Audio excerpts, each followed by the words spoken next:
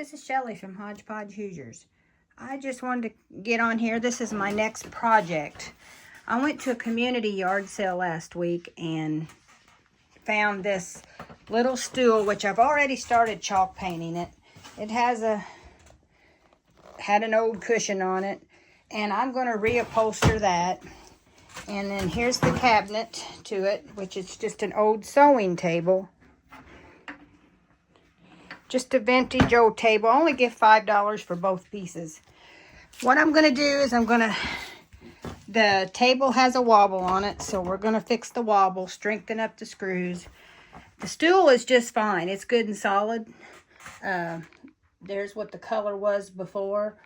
I am chalk painting it, and I've got a scrap piece of upholstery fabric, to excuse the dog.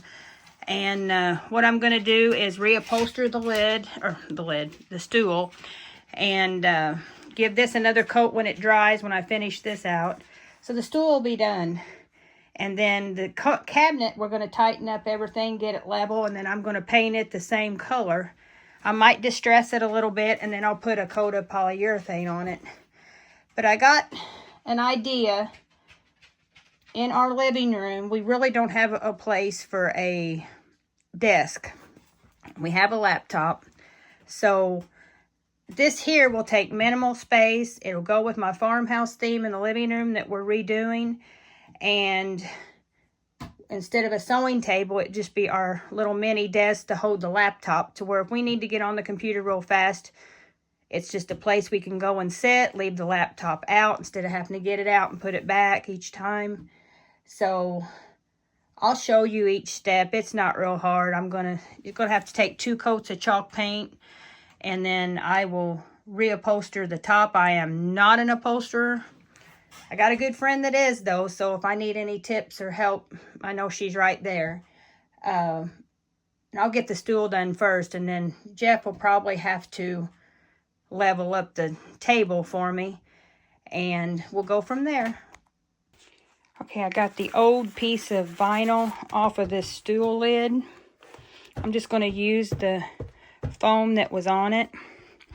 I've got me another piece of upholstery fabric here, cut to the size that this is. All I'm going to do is take this on there and do this with one hand, and then just fold it over and staple it on, and I should have a good stool lid after I'm done. And I also put the second coat on this. I'm going to let this dry thoroughly, and then it's going to get a coat of polyurethane. Okay, that was fairly easy. No, I'm not an upholsterer, and I'm sure somebody's going to find flaws with it, but I'm happy with it, and it's going to be just fine for what we're going to use it for. So now on to getting this wiped down. When you use chalk paint, you don't have to do a whole lot of prep work to it. You can lightly sand with a block if you've got some rough areas.